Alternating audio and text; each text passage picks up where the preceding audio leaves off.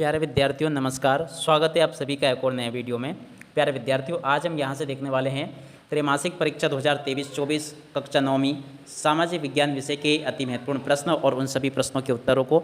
तो प्यारे विद्यार्थियों, वीडियो में आगे बढ़ें उससे पहले आप सभी लोगों से अनुरोध है हमारा कि अगर आपने अभी तक हमारे यूट्यूब चैनल को सब्सक्राइब नहीं किया हो तो प्लीज़ प्यारे विद्यार्थियों जल्दी से चैनल को सब्सक्राइब जरूर कर लें और साथ में बेल आइकन को जरूर दबा लें। देखिएगा, आज हम पूरा का पूरा कक्षा 9वीं की त्रैमासिक परीक्षा के सामाजिक विज्ञान विषय के वेरी मोस्ट टाइम प्रश्न और उन सभी प्रश्नों के उत्तरों को समझने वाले हैं। तो चलिएगा आप आगे बढ़ते हैं, समझते हैं कि त्रैमासिक परीक्षा 2023-24 में अति महत्वपूर्ण क्वेश्चन कौन कौन से हैं जो कि आपको कक्षा 9वीं सामाजिक विज्ञान विषय की तैयारी हेतु अच्छे से नोट कर लेना चाहिए। तो यहाँ से आप लोग देख लीजिएगा, आपका जो पेपर होगा इसके लिए आपको समय दिया जाएगा 3 घंटे का और पूर्णांक होगा आपका 75 अंकों का। तो चलिए अब आगे बढ़ते हैं, समझते हैं कि आपके सामाजिक विज्ञान विषय में कौन कौन से ऐसे वेरी मोस्ट टाइम पे क्वेश्चन हैं जो कि आपको अच्छे से याद कर लेना चाहिए और जो आपसे त्रैमासिक परीक्षाओं में पूछे जाएंगे। तो चलिए अब आगे बढ़ते हैं, आप सभी लोग इस वीडियो को पूरा जरूर देखिएगा। अगर आपने इस वीडियो को पूरा देख लिया तो आपको ये बहुत ही अच्छे से समझ में आ जाएंगे ताकि आप सभी लोग इसमें त्रैमासिक परीक्षाओं में बहुत ही अच्छे नंबर ला सको। तो चलिएगा अब आगे बढ़ते हैं, समझते हैं सामाजिक विज्ञान विषय के वेरी मोस्ट टाइम पे प्रश्न और उन सभी प्रश्नों के उत्तरों को।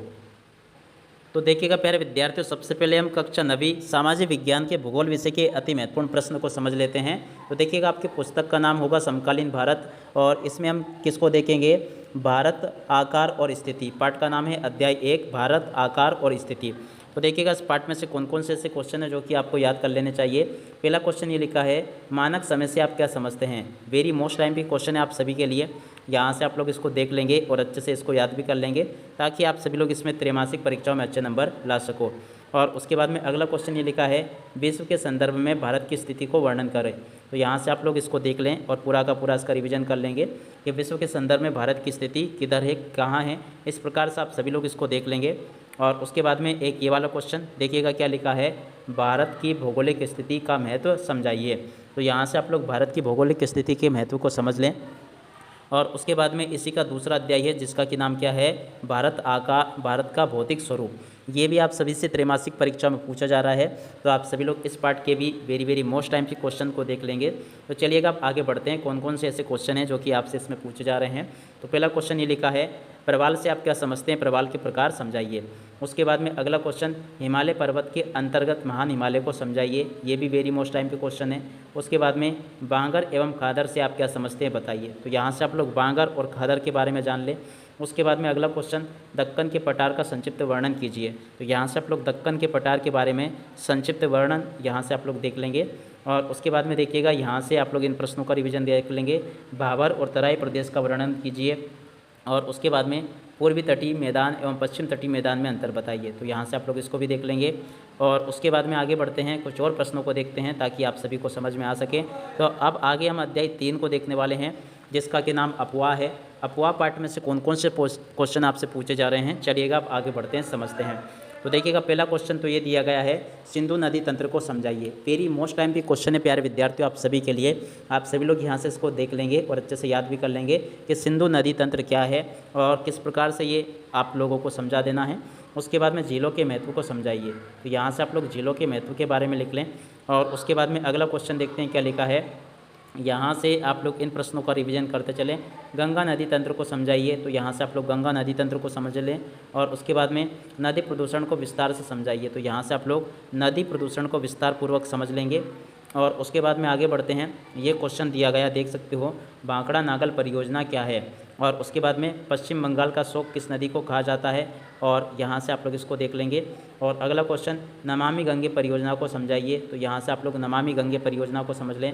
उसके बाद में अगला क्वेश्चन, राष्ट्रीय नदी संरक्षण योजना क्या है। यहाँ से आप लोग इसको देख लीजिएगा।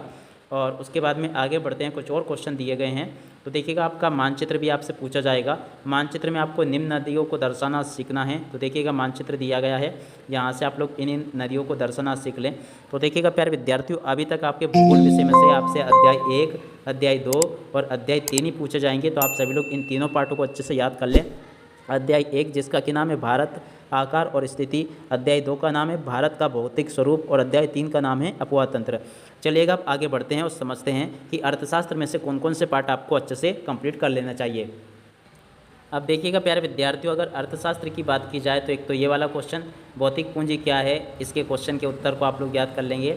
और दूसरा क्वेश्चन ये दिया गया है हरित क्रांति क्या है, अध्याय 1 जिसका कि नाम है पालमपुर गांव की कहानी। तो इस क्वेश्चन को आप लोग अच्छे से याद कर लेंगे। इस पार्ट के जितने भी क्वेश्चन मैं आपको बता रहा हूँ आप सभी लोग यहाँ से इनका रिवीजन अच्छे से कर लेंगे।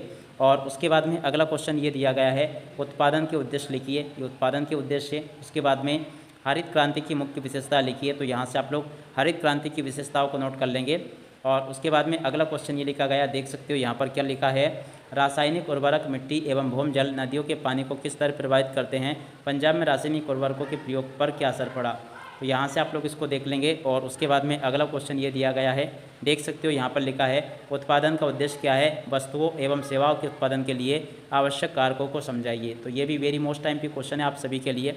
और उसके बाद में अगला क्वेश्चन ये दिया गया है खेती के आधुनिक एवं पारंपरिक तकनीक की कोई 4 अंतर बताइए। तो यहाँ से आप लोग इसको भी देख लेंगे, आधुनिक खेती का तरीका क्या है और पारंपरिक खेती का तरीका क्या है, इन दोनों ही प्रकारों को आप लोग लिख लेंगे। और उसके बाद में आगे बढ़ते हैं, इसके अध्याय 2 की बात करते हैं। अध्याय 2 जिसका कि नाम है संसाधन के रूप में लोग। तो अध्याय 2 को भी हम देखते हैं यहाँ से और समझते हैं। तो देखिएगा, एक तो ये वाला क्वेश्चन मानव पूंजी और भौतिक पूंजी में अंतर आपसे पूछा जाएगा। तो यहाँ से आप लोग मानव पूंजी और भौतिक पूंजी में अंतर को याद कर लेंगे। और उसके बाद में आगे बढ़ते हैं। तो देखिएगा, एक अगला क्वेश्चन ये दिया गया है प्रचंड बेरोजगारी और मौसमी बेरोजगारी में अंतर। और उसके बाद में अगला क्वेश्चन ये लिखा है बेरोजगारी से आप क्या समझते हैं। तो देखिएगा, यहाँ से आप लोग इसको भी याद कर लेंगे। और इसके बाद में आगे बढ़ते हैं, कुछ और प्रश्नों को देखते हैं। तो देखिएगा, यहाँ से आप लोग इन क्वेश्चन को भी देख लें। ये जो दिया गया है मानव पूंजी किसे कहते हैं, मानव पूंजी निर्माण के स्रोत बताइए। तो ये भी वेरी मोस्ट टाइम की क्वेश्चन है आप सभी के लिए। और एक ऊपर वाला ये क्वेश्चन भारत में मानव पूंजी निर्माण का स्तर निम्न होने के कारण लिखिए। तो यहाँ से अध्याय ये जो प्रश्न नंबर 6 दिया गया है इसका भी आप लोग रिवीजन कर लेंगे। और उसके बाद में अध्याय 3 दिया गया है जिसका कि नाम क्या है, निर्धनता एक चुनौती। तो निर्धनता एक चुनौती में से आपको कौन कौन से पार्ट पढ़ लेने हैं, यहाँ से आप लोग देखते चलें। निर्धनता एक चुनौती में से आपको सबसे पहले देखना है ये वाला क्वेश्चन, निर्धनता का क्या अर्थ है, भारत में निर्धनता के 3 कारण लिखिए। वेरी मोस्ट टाइम की क्वेश्चन है आप सभी के लिए, तो आप लोग यहाँ से इसको देख लेंगे। और उसके बाद में अगला क्वेश्चन ये दिया गया है, देख सकते हो, भारत में निर्धनता उन्मूलन हेतु एक कार्यक्रम को समझाइए। तो यहाँ से आप लोग इसको भी देख लेंगे। अगला क्वेश्चन, भारत में निर्धनता उन्मूलन कार्यक्रम की असफलताएं लिखिए। ये भी वेरी मोस्ट टाइम पे क्वेश्चन है, आप सभी लोग प्यारे विद्यार्थियों यहाँ से इनको देख लेंगे और इनको समझ भी लेंगे। और इसके बाद में आप आगे बढ़ते हैं और आगे के पार्टों के प्रश्न और उन सभी के उत्तरों को देखते हैं। तो देखिएगा, अगला क्वेश्चन ये, निर्धनता दूर करने के उपाय बताइए। वेरी मोस्ट टाइम पे क्वेश्चन प्यारे विद्यार्थियों मेरे द्वारा यहाँ से आपको बताए जा रहे हैं। आप सभी लोगों को, खासकर जो मैं आपको यहाँ पर चिन्ह लगा के बता रहा हूँ, आप सभी लोग इन प्रश्नों का रिविजन जरूर कर लें। तो प्यारे विद्यार्थियों, आप सभी को अर्थशास्त्र विषय में से आपको पार्ट 1, पार्ट 2 और पार्ट 3 ही कंप्लीट करने हैं। पार्ट 1 जिसका कि नाम है पालमपुर गांव की कहानी, पार्ट 2 जिसका कि नाम है संसाधन के रूप में लोग, और पार्ट 3 जिसका कि नाम है निर्धनता एक चुनौती। तो आप तीनों पार्टों को याद कर ले अच्छे से। चलिएगा आगे बढ़ते हैं और इतिहास विषय के आपके वेरी मोस्ट टाइम के प्रश्न और उन सभी के उत्तरों को देखते हैं। तो देखिएगा प्यारे विद्यार्थियों, आपकी पुस्तक का नाम क्या है, भारत और समकालीन विश्व। इसका अध्याय 1 आज हम पढ़ने वाले हैं जिसका कि नाम है फ्रांसीसी क्रांति। फ्रांसीसी क्रांति में से कौन कौन से आपसे क्वेश्चन पूछे जा रहे हैं, आप सभी लोग यहाँ से इनको देख लेंगे। लुई 16वां के समय फ्रांस की आर्थिक स्थिति कैसी थी। वेरी मोस्ट टाइम की क्वेश्चन है, आप सभी लोग यहाँ से इसको देख लेंगे कि लुई 16वां के समय फ्रांस की क्रांति आर्थिक स्थिति कैसी थी। अब इसके बाद में अगला क्वेश्चन देखते हैं क्या लिखा गया है, 1789 ईस्वी की फ्रांस की क्रांति का तात्कालिक कारण क्या था। ये भी वेरी मोस्ट टाइम पे क्वेश्चन है। और उसके बाद में अगला क्वेश्चन देखते हैं क्या लिखा है, जेकोबिन क्लब के सदस्य कौन थे। ये भी वेरी मोस्ट टाइम पे क्वेश्चन है। और उसके बाद में अगला क्वेश्चन यहाँ से देख लेंगे क्या लिखा है, फ्रांसीसी क्रांति के दार्शनिकों का योगदान लिखिए। तो यहाँ से आप लोग इसको भी लिख लेंगे कि फ्रांसीसी क्रांति में दार्शनिकों का योगदान क्या क्या है।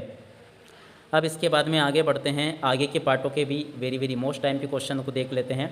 तो एक ये वाला क्वेश्चन और एक ये, नेपोलियन के उदय को कैसे समझा जा सकता है। वेरी मोस्ट है दोनों के दोनों ही क्वेश्चन। और इसके बाद में आगे बढ़ते हैं, कुछ और प्रश्नों को देखते हैं जो कि आप सभी के लिए वेरी मोस्ट टाइम पे क्वेश्चन है। तो आप सभी लोगों को जो क्वेश्चन मैं आपको बता रहा हूँ, आप सभी लोग इन क्वेश्चन का रिवीजन अच्छे से जरूर कर लेंगे। अगला अध्याय है 2 जिसका कि नाम है यूरोप में समाजवादी रूसी क्रांति। तो देखिएगा, यूरोप में समाजवाद व रूसी क्रांति, इस पार्ट में से आपको पढ़ना है। और तो देखिएगा, यहाँ पर पहला क्वेश्चन दिया गया है, कुलत शब्द को परिभाषित कीजिए। कुलत शब्द क्या होता है इसके बारे में आपको बताना है। तो इसका डिटेल यहाँ पर दी गई है, आप सभी लोग यहाँ से इसकी डिटेल को नोट कर लेंगे। और उसके बाद में अगला क्वेश्चन देखते हैं क्या लिखा गया है। देख सकते हो यहाँ पर क्वेश्चन नंबर 2 लिखा है, रूसी क्रांति से प्रेरित होने वाले भारतीयों के बारे में लिखिए। तो यहाँ से आप लोग इस क्वेश्चन को भी याद कर लेंगे पूरा इतना। और उसके बाद में अगला क्वेश्चन देखते हैं क्या लिखा है, स्टालिन के सामूहिक कार्यक्रम को समझाइए। तो यहाँ से आप लोग स्टालिन के सामूहिक कार्यक्रमों के बारे में लिख लें। और उसके बाद में अगला क्वेश्चन देखते हैं क्या लिख दिया गया है। आप सभी लोग यहाँ से इसको देखते चलेंगे। एक ये वाला क्वेश्चन, बोल्शेविकों ने अक्टूबर क्रांति के फ़ौरन बाद कौन कौन से परिवर्तन किए। ये भी वेरी मोस्ट टाइम की क्वेश्चन है आप सभी के लिए। तो आप सभी लोग यहाँ से अभी इतिहास विषय के लिए अध्याय 1 और 2 को ही कंप्लीट कर लें। अध्याय 1 जिसका कि नाम मैंने आपको बताया फ्रांसीसी क्रांति, और अध्याय 2 जिसका कि नाम है यूरोप में समाजवाद एवं रूसी क्रांति। अब चलिएगा आगे बढ़ते हैं और आपकी जो अगली पुस्तक है जिसका कि नाम राजनीति है, उसके वेरी मोस्ट टाइम के प्रश्न और उन सभी के उत्तरों को देखते हैं। तो देखिएगा प्यारे विद्यार्थियों, आपकी पुस्तक का नाम क्या है, लोकतांत्रिक राजनीति। अब लोकतांत्रिक राजनीति का अध्याय 1 है जिसका कि नाम है लोकतंत्र क्या क्यों। तो देखिएगा लोकतंत्र क्या और लोकतंत्र क्यों, इस पार्ट में से आपको कौन कौन से क्वेश्चन याद करने होंगे। तो पहला तो ये दिया गया है, लोकतंत्र की कोई 2 विशेषताएं बताइए। अब इसके बाद में अगला क्वेश्चन देखते हैं कौन सा है जो कि आप सबको याद कर लेना चाहिए। तो एक ये वाला क्वेश्चन प्रश्न नंबर 2 जिसका क्या लिखा है, लोकतंत्र तथा स्वतंत्र और निष्पक्ष चुनाव के बीच में अंतर स्पष्ट कीजिए। तो यहाँ तक का आप लोग इतना याद कर लेंगे। प्रतिनिधि लोकतंत्र से आप क्या समझते हैं, इसको इतना याद कर लेंगे। और उसके बाद में अगला क्वेश्चन देखते हैं क्या लिखा गया है। देखिएगा ये जो क्वेश्चन दिया गया है, भारत में लोकतंत्र के खिलाफ अपने तर्क लिखिए। तो यहाँ से आप लोग इसको भी नोट कर लेंगे। और उसके बाद में आगे यहाँ से आप लोग इन प्रश्नों को देख लेंगे, लोकतंत्र ही क्यों, अपने तर्कों का द्वारा विवेचना आपको करनी है। और उसके बाद में अगला देखते हैं। तो आप सभी को जो जो क्वेश्चन मैं आपको बता रहा हूँ, एक ये वाला क्वेश्चन, लोकतंत्र की विशेषता लिखिए। वेरी मोस्ट टाइम के क्वेश्चन है प्यारे विद्यार्थियों आप सभी के लिए। यहाँ से आप लोग इस पार्ट का भी अच्छे से रिवीजन कर लेंगे। और एक अगला पार्ट आपको पढ़ना होगा ये वाला जिसका कि नाम है संविधान निर्माण। वेरी मोस्ट टाइम के क्वेश्चन प्यारे विद्यार्थियों आप सभी को मेरे द्वारा यहाँ पर उपलब्ध करवा दिए गए हैं। तो आप सभी लोग यहाँ से इनका अच्छे से रिवीजन जरूर कर लेंगे। तो यहाँ से अगर देखा जाए तो पहला क्वेश्चन ये लिखा है, किस पार्टी ने दक्षिण अफ्रीका में आज़ादी की लड़ाई लड़ी। वेरी मोस्ट टाइम के क्वेश्चन है, आप सभी लोग यहाँ से इसको देख लेंगे। और उसके बाद में अगला क्वेश्चन, संविधान से क्या आशय है, ये वाला क्वेश्चन आप लोग देख लेंगे। और भारतीय संविधान कब लागू हुआ और उसमें कितने अनुच्छेद थे, वो आप लोग यहाँ से देख लें। और उसके बाद में अगला क्वेश्चन देखिएगा क्या दिया गया है, नेल्सन मंडेला को कब गिरफ्तार किया गया। वेरी मोस्ट टाइम की क्वेश्चन, दक्षिण अफ्रीका में गुलामों के साथ कैसा व्यवहार किया जाता था। तो देखिएगा प्यारे विद्यार्थियों, अभी आपको आपकी जो राजनीति नाम की पुस्तक है उसमें से अध्याय 1 और अध्याय 2 को ही पढ़ना होगा। अध्याय 1 जिसका कि नाम है लोकतंत्र क्यों, लोकतंत्र क्या, लोकतंत्र क्यों, और उसके अलावा अध्याय 2 जिसका कि नाम है संविधान निर्माण। इन दोनों ही अध्याय का रिवीजन आप लोग अच्छे से जरूर कर लें। अब प्यारे विद्यार्थियों, इसी के साथ में इस वीडियो को यहीं पर समाप्त करते हैं। नमस्कार, जय हिंद, जय भारत।